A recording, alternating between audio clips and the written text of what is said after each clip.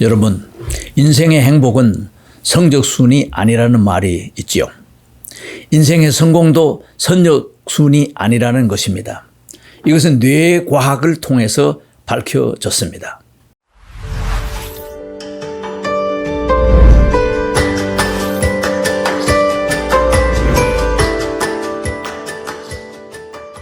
우리가 살아가면서 많은 시련과 역경에 부닥칠 때에 어떻게 대처해야 할 것인지, 또 대처하는 방법은 뇌 속에 어떤 기능에서 나오는 것인지 말씀드리기로 하겠습니다. 인류 역사상 훌륭한 사람들이 참 많습니다. 그 중에 역경을 가장 많이 겪으면서도 인류에게 가장 크게 성공한 분이 있는데, 그건 미국의 대통령, 16대 대통령, 17대 대통령, 링컨 대통령으로 알고 있습니다. 그래서 미국에서도 가장 존경받는 자 1위가 항상 링컨 대통령인데, 왜 그럴까 제가 이를 찾아봤습니다. 그걸 찾아보니까 자그마치 링컨 대통령은 9살 때 어머니를 잃었어요. 아버지가 농업을 크게 했는데 사업에 실패를 해가지고 15살 때 집을 잃어버리고 쫓겨났어요. 그리고 처음부터 끝까지 학교를 다녀보지는 못했어요. 그럼에도 불구하고 그가 그 역경을 극복한 것 보면은 이루 상상할 수가 없어요. 23세에 사업에 실패를 한 것, 또 24세에 주의회 도전했는데 그것도 실패를 했어요. 25에 사업 실패를 했는데 빚더미에 앉아가지고 그 빚을 갚는데 17년이나 걸렸다는 거예요. 근데 26세에 또 자기하고 결혼하려고 약혼했던 약혼녀가 사망을 했어요. 그 이후 신경쇠약이 돼가지고 병원 신세를 6개월 동안이나 또 졌어요. 그 외에도 27번이나 실패를 했다는 겁니다. 선거 낙선은 8번이나 했다는 겁니다. 우리말에 7전8기라는 말이 있지만은 선거로 치면은 링컨은 8전 9기를 한 것입니다. 참 대단한 분입니다. 그래서 이 링컨은 선거에 떨어질 때마다 자기가 했던 말이 이렇게 잘 남겨져 있는 글이 있더라고요. 그걸 보니까 나는 선거에서 또 떨어졌다는 소식을 듣고 곧바로 음식점으로 달려갔다. 그리고 배가 부를 정도로 음식을 많이 먹었다. 그 후 이발소에 가서 머리를 말끔히 다듬은 후에 기름을 듬뿍 발랐다. 이제 그 누구도 나를 실패한 사람으로 보지 않을 것이다. 왜냐하면 나는 이제 막 다시 시작했기 때문이다. 배가 부르고 머리가 단정하니 내 걸음걸이는 바를 것이며 내 목소리는 우렁찰 것이다. 나는 또 시작한다. 다시 힘을 내자. 와, 이런 정신으로 그 어렵고 험한 시련과 모욕과 또 아우성치는 정치바닥에서의 조롱들을 다 겪으면서 마침내 미국의 16대 대통령으로 당선이 됐고, 아무도 할 수 없었던 흑인 노예 해방을 이루어서 인류 평화에 가장 크게 참 업적을 남긴 훌륭한 인물이죠. 그래서 그는 또 말합니다. 우리 모두는 앞으로 나아가야 할 의무가 있다. 어떤 시련이 있어도 우리 모두 노력할 의무가 있고, 그리고 나는 그 의무가 부르는 소리를 듣는다. 그래서 이 링컨은 정말 역경을 이기는 역경 지수가 높은, 다시 말해서 역경의 신이라고 말할 수가 있습니다. 여러분, 우리가 세상을 살아가는 데는 지능지수는 어려서부터 태어나는 요소도 좀 있고 부모님들에 의해서 만들어지지만은, 역경지수는 우리가 살아가면서 인내하면서 목표를 향해서 꾸준히 나아갈 때 이것이 계속 역경지수는 높아져 가는 겁니다. 폴 솔츠라는 분이 인생이 살아가는데 여러 가지 장애물이 있는데 그 장애물을 어떻게 하면 기회로 삼을 것인가, 그리고 어려운 역경 속에서 긍정적인 것은 자기의 숨겨진 능력을 찾아내는 좋은 기회가 될 수 있다 라는 데 역점을 두고 유명한 역경지수란 책을 출간하게 되었습니다. 그래서 그는 말합니다. 21세기는 역경지수가 높은 사람이 성공을 한다. 그런 말이 있죠. 그래서 이 책의 내용을 보면은 세 가지로 이렇게 요약할 수 있는데, 하나는 쿼터. 그래서 등산하는 사람이 산을 오르다가 중도에서 포기하는 자를 쿼터라고 이렇게 표현을 합니다. 두 번째, 등산하는 사람이 중간에 올라가다 어려움이 있으면 그만 중도에 텐트를 치고 거기서 안주하고 맙니다.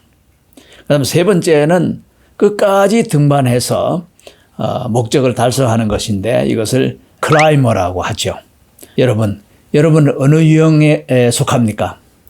중도에 포기하는 사람입니까? 아니면은 중도에 텐트를 치고 안주하는 사람입니까?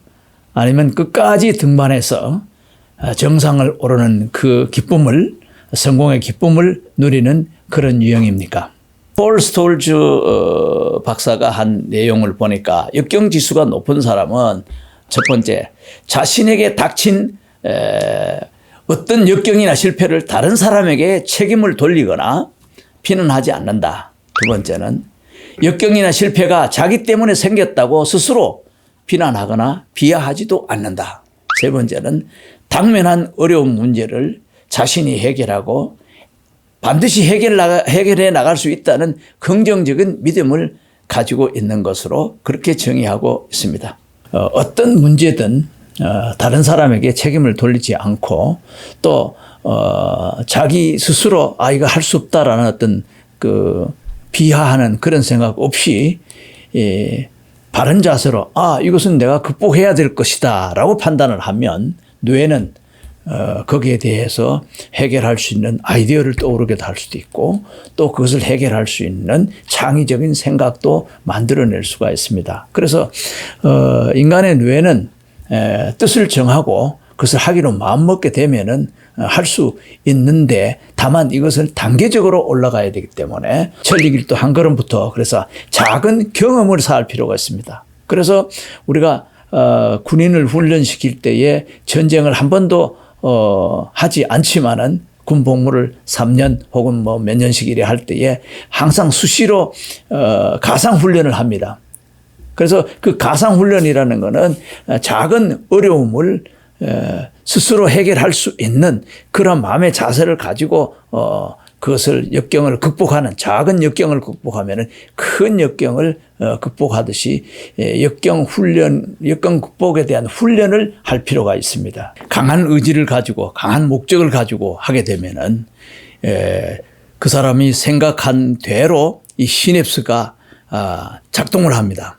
시냅스는 크게 두 가지로 나눌 수 있는데, 하나는 활동 시냅스입니다. 활성화되는, 자동차로 치면은 악셀레터와 같은 역할을 하죠. 추진력, 활동전이라고도 합니다. 그런가 하면은 아무리 좋은 자동차라도 브레이크가 없으면 안 되죠. 그래서 억제 시냅스는 억제하는 겁니다. 그래서 적절하게 억제를 하고 적절하게 활성화를 조절해 나갈 때 우리가 어떤 시련이 와도 그것을 극복하고 성공을 쟁취할 수 있는 겁니다. 그것이 바로 역경지수입니다. 뇌과학자로 유명한 승영준 박사님, 2010년대에 미국에서 뇌 연구에 크게 기여를 하신 분이죠. 그분이 인간의 뇌는 여러 개의 시냅스 형성으로 이루어지고 있기 때문에 이 시냅스는 가변적이라는 거죠. 그래서 강한 영향을 받으면 그것이 새롭게 움직이고 바뀌어질 수도 있기 때문에 보통 사람들은 자기 학력이라든지 또 자기가 생각했던 어떤 습관적인 틀을 거기에 따라서 자기 경험을 바탕으로 한 가치관에 따라서 그것이 잘못되면 순식간에 무너지는데, 이제 그런 것을 깨트리고 다시 재기할 수 있는 과학적인 원리를 이 승영준 박사님이 만들어냈습니다. 그것을 영어로는 보통 4R 그러는데, 4R이라는 거는 Reweight, 두 번째는 Reconnection, 세 번째는 Rewire, 네 번째는 Regeneration인데, 재가중이라는 거는 이제 다시 자극을 가한다는 것인데 자극을 세기를 강하게도 약하게 조절을 해가지고 자동차 엔진으로 치면은 굳어져 있는 엔진을 다시 시동을 거는 식이 되겠죠. 그래서 나는 할 수 없다. 나는 내가 습관 때문에 이 습관은 바꿀 수 없다. 나는 뭐 특별한 동기도 없다. 이런 분들을 이제 이 원리대로 하면은 어떻게 하느냐. 이게 재가중이 들어가야죠. 재가중이라는 거는 크게 두 가지로 볼 수 있는데 하나는 반복해서 어떤 목적의식을 반복해서 동기부여를 하는 겁니다. 그러면 그것이 계속 여러 해 횟수가 되면은 그 영향을 상대방이 받게 되어 있습니다. 그것이 시간적 가중이라는 것이고 하나는 이제 공간적 가중이라 그래가지고 입체적으로 다양한 방법으로 아니면 또 집중적으로 아니면은 축구 선수가 한꺼번에 집체 훈련을 하듯이 한꺼번에 이 훈련을 해가지고 그 사람의 기본적인 어떤 고정관념이나 이런 거를 바꾸는 데에 이런 방법, 이런 공간적 방법도 있습니다. 가중 방법도 있습니다. 어떤 어려움이 있을 때 그것을 포기할 것이 아니라 새로운 목표를 가지고 재도전을 하게 되면은 그 도전의 열성과 의지가 시냅스에게 새로운 가중이 돼 가지고 변화를 줘 가지고 다시 이 활성화가 될 수 있다는 겁니다. 그렇게 됐을 때 두 번째는 각 시냅스들이 서로 연결이 되어서 재연결이 되고 그다음에 그것이 하나의 네트워크로 재배선이 되어 가지고 다시 재 기능을 발휘할 수 있다는 겁니다. 이거는 과학적으로 증명된 것이지만 우리 모든 사람들이 살아가는 데에 현실에 안주할 것이 아니라 더 나은 목표를 향해서 나아가는 데에 과학적인 기반이 되는 것이고 과학적인 원리가 되는 것입니다.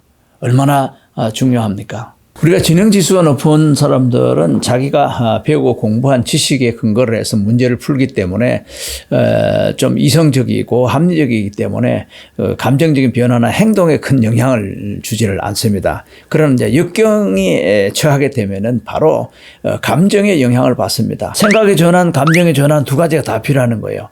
결국은 이제 일단 충격을 받았는데 가장 큰 충격을 받았기 때문에 이 감정이 분노라든지 아니면 극단적 감정에만 딱 하나만 치우쳐 있거든요. 그래서 우리가 감정 용어를 미리 다양하게 이렇게 써보면 참 좋아요. 그래서 분노한다. 그냥 기분이 좀 나쁠 뿐이야.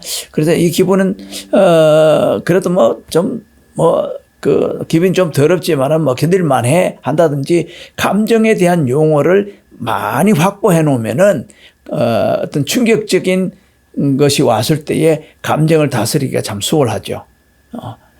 그 생각도 마찬가지죠. 생각도 어떤 문제가 딱 부딪힐 때 그 문제를 해결하는 방법을 자기 혼자서 습관적인 것을 해결할 것이냐 아니면 그래서 어떤 분과 상담을 할 것이냐 아니면 친구들과 대화를 하면서 풀어낼 것이냐 아니면은 이제 또 자기가 산책하는 과정에서 일정한 운동을 즐기면서 어떤 구경을 보면서 어떤 사람은 영화 한 편 보면 생각이 싹 전환이 되는 사람도 있고 어떤 사람은 쇼핑을 하면서 싹 기분이 전환이 되는 경우가 있고 어떤 사람은 그 사우나에 가가지고 뜨거운 물에 들어갔다 찬물에 들어갔다 한참 하고 나면은 인체에 그걸 이제 정동이라 그랬는데 기분이 일시적으로 상쾌해지면은 뇌는 다시 정상적인 기능을 발휘하기 때문에 그래서 그걸 극복할 수 있는 방법인데 일단은 감정을 극복하는 것도 역경을 극복하는 기초 단계에서는 많이 도움이 되죠.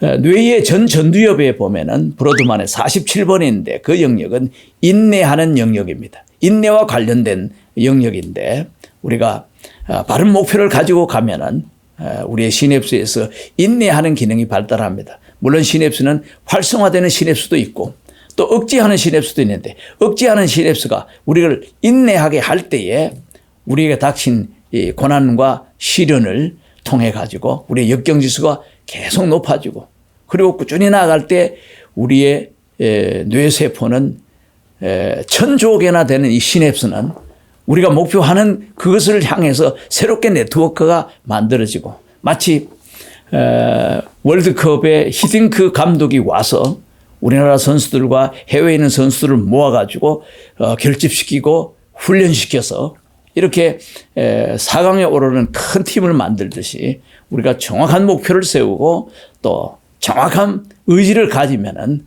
우리 속에 있는 천조개의 시냅스가 그것을 할 수 있도록 재구성이 돼 가지고 그것을 반드시 이룰 수 있도록 하는 이 뇌의 신비.